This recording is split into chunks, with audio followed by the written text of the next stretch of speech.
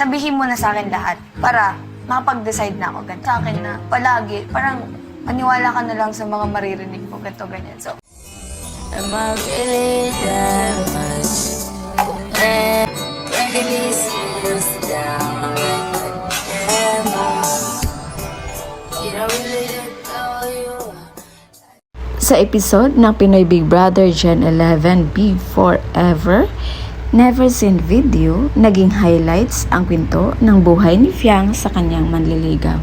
Grabe pala ang pagpapahalaga ni Fiang sa kanyang manliligaw na si Sean. Lagi niya itong bukang bibig sa kanyang mga housemates at aminado si Fiang na kahit clingy siya, may uuwian pa rin siyang. Kaya ito yung naging rason na nag-set ng boundaries si JM sa kanilang friendship. Hindi na masyadong lumikit si JM kay Fiang at nahalata naman ni Fiang na parang nag-iba yung pakikitungo ni JM sa kanya. Sinubukan niya pa rin lapitan si JM kahit alam niyang umiiwas ito sa kanya, pero parang iba yung pakikitungo na ni JM. Kaya nagkusa na din siya na wag niya nang pansinin si JM. Pero kinausap sila ni Binsoy dahil ayaw din ni Binsoy na magkaroon ng tensyon sa pamagitan ni Fiang at JM. Kaya nagpaliwanag din si JM na kaya siya nag-set ng boundaries kay Fiang dahil respeto niya sa kapwa niya lalaki. Kumbaga okay lang naman daw sa kanila ni Binsoy. Ang problema, ayaw nilang mag-isip ng masama yung mga tao sa labas. Na ganon nga si Fiang. Pero sa kabila ng pag-iwas ni JM kay Fiang, may hindi rin pala magandang nangyari kay Sean. Dahil sa big payanig na balita, hindi pala talaga kinaya ni Sean dahil naghanap ito ng ibang masandalan. At dahil dito, sobrang nasaktan si Fiang na umabot pa sa point na balak niya na sanang mag-voluntary exit, pero buti na lang nandyan yung kanyang mga kaibigan or nandyan yung mga kasama niya sa loob ng bahay ni Kuya, lalo na si GP na pinapasaya siya at ang kanyang support system na si JM. Kaya kahit papaano, gumaan yung pakiramdam ni Fiang at nakapag-move on siya. At isa din sa mga rason kung bakit mabilis nakapag-move on si Fiang dahil ayon pa dito, 3 buwan din silang walang communication at hindi niya din ito boyfriend at all. Kaya ipinagpatuloy ni Fiang ang kanyang buhay sa loob ng bahay ni Kuya hanggang makamit niya ang kanyang pagiging big winner.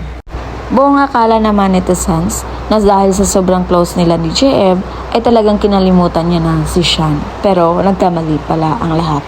Pero paglabas ni Fiang, nung hawak niya na ang kanyang phone, agad niya palang ni-reach out si Sean. Kabila ng ginawa ni Sean sa kanya, nakipag-chat pa si Fiang para siguro maayos or ayusin kung ano yung naging problema nila. At ang tanging reply ni Sean, napaniwalaan niya na lang kung ano ang marinig ni Fiang sa kanya. Kaya chinat niya ulit si Sean at sinabi niya saan ang sagot sa kanyang tanong.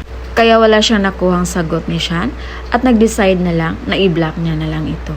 At sa tanong ni Ruby Domingo sa kanya kung mayroon pa ba silang connection ni Sean, 100% daw nawala na. Dahil lahat ng social media account ni Fiang ay talagang wala na silang communication. Mas naparami pa ngayon ang humanga kay Fiang dahil sa kabila ng ginawa ni Sean sa kanya na naghanap ng ibang masandalan, trinay niya pa rin itong i-reach out para makapag-usap sila.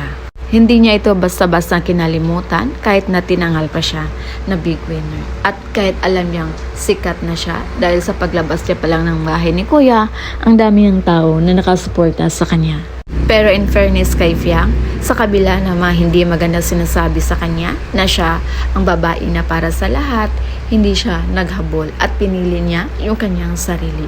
Kaya nga pati si Ruby Domingo napahanga sa kanya at sinabing, ito ang sinayang ni Sean ngayon. Kaya sobrang saya ng mga supporters ngayon dahil panatag na sila pagdating sa ex na manliligaw ni Fiang.